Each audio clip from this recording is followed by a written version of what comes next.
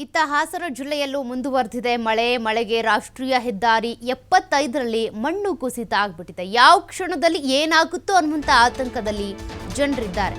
ಕಳೆದ ವರ್ಷವೂ ಕೂಡ ಸಕಲೇಶಪುರ ಹೆದ್ದಾರಿಯಲ್ಲಿ ಮಣ್ಣು ಕುಸಿದಿತ್ತು, ಅಲ್ಲಲ್ಲಿ ಗುಡ್ಡ ಕುಸಿತಗಳಾಗಿದ್ವು, ಅದನ್ನು ನೀವು ಗಮನಿಸಿದ್ರಿ. ಆದರೆ ಅದು ಮಳೆಗಾಲದ ಸಂದರ್ಭದಲ್ಲಿ, ಆದ್ರೀಗ ಪೂರ್ವ ಮುಂಗಾರಿನಲ್ಲೇ ಇಂಥ ಘಟನೆಗಳು ನಡೀತಾ ಇದ್ದಾವೆ. ಕಳೆದ ವರ್ಷ ಸಕಲೇಶಪುರ ಹೆದ್ದಾರಿಯಲ್ಲಿ ಮಣ್ಣು ಕುಸಿದಿತ್ತು, ಗುಡ್ಡ ಕುಸಿತಗಳು ಆಗಿದ್ವು. ಈ ಬಾರಿಯೂ ರಸ್ತೆಯಲ್ಲಿ ಮಣ್ಣು ಕುಸಿತದ ಭೀತಿ ಎದುರಾಗಿದೆ. ಅಲ್ಲಿ ಸುತ್ತಮುತ್ತಲಿನ ಜನರಿಗೆ ಯಾವಾಗ ಏನಾಗ್ಬಿಡುತ್ತೋ, ಅಂದರೆ ಮಣ್ಣು ಕುಸಿತ ದೊಡ್ಡ ಗುಡ್ಡವೇ ಕುಸಿತ ಆಗ್ಬಿಡುತ್ತೆ.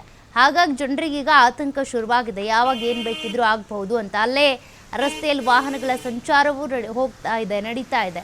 ಅವ್ರಿಗೂ ಕೂಡ ವಾಹನ ಸವಾರರಿಗೂ ಒಂದು ಭೀತಿ, ಯಾವಾಗ ಬೇಕಿದ್ರೂ ಮಣ್ಣು ಕುಸಿತ ಆಗಬಹುದು, ಅಲ್ಲಿರುವಂಥ ಆ ಧರೆ ಅಥವಾ ಗುಡ್ಡ ಏನಿದೆ ಅದು ಕುಸಿತ ಆಗಬಹುದು ಅನ್ನುವಂಥ ಆತಂಕದಲ್ಲೇ ವಾಹನಗಳು ಅಲ್ಲಿ ಚಲಿಸ್ತಾ ಇರೋದನ್ನು ನೀವು ಗಮನಿಸ್ಬೋದು. ಹೋದ ಬಾರಿ ಕೂಡ ಇದೇ ರೀತಿಯಾಗಿ ಅಲ್ಲಲ್ಲಿ ಗುಡ್ಡ ಕುಸಿತಗಳಾಗಿತ್ತು, ಅಲ್ಲಿದ್ದಂಥ ಅಂಗಡಿಗಳೇ ನೆಲಸಮ ಆಗಿಬಿಟ್ಟಿದ್ವು, ಕೆಲವರು ನಾಪತ್ತೆ ಆಗಿದ್ರು. ಇದನ್ನು ಕೂಡ ಗಮನಿಸಿದ್ದೀರಾ.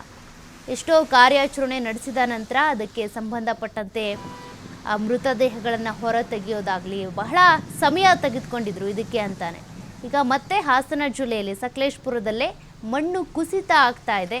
ಹಾಗಾಗಿ ಎಚ್ಚರಿಕೆ ವಹಿಸಿ, ಈತ ಗಮನ ಹರಿಸಿ ಅಧಿಕಾರಿಗಳು ಅಂತೇಳಿ ಅಲ್ಲಿನ ಸ್ಥಳೀಯರು ಮನವಿ ಮಾಡ್ಕೊಳ್ತಾ ಇದ್ದಾರೆ. ಯಾವ ಕ್ಷಣದಲ್ಲಿ ಏನು ಬೇಕಿದ್ರೂ ಆಗ್ಬಹುದು, ಯಾವುದನ್ನು ನಿರ್ಲಕ್ಷ್ಯ ಮಾಡುವಂತಿಲ್ಲ. ಈಗ ಚಿಕ್ಕದಾಗಿ ಮಣ್ಣು ಕುಸಿತಾ ಇರೋದು, ದೊಡ್ಡ ಗಾತ್ರದಲ್ಲಿ ಗುಡ್ಡ ಕುಸಿತನೂ ಆಗ್ಬೋದು. ಅದು ಯಾವುದೋ ಚಲಿಸ್ತಾ ಇರುವಂಥ ವೆಹಿಕಲ್ ಮೇಲೇ ಕುಸಿದು ಬೀಳಬಹುದು.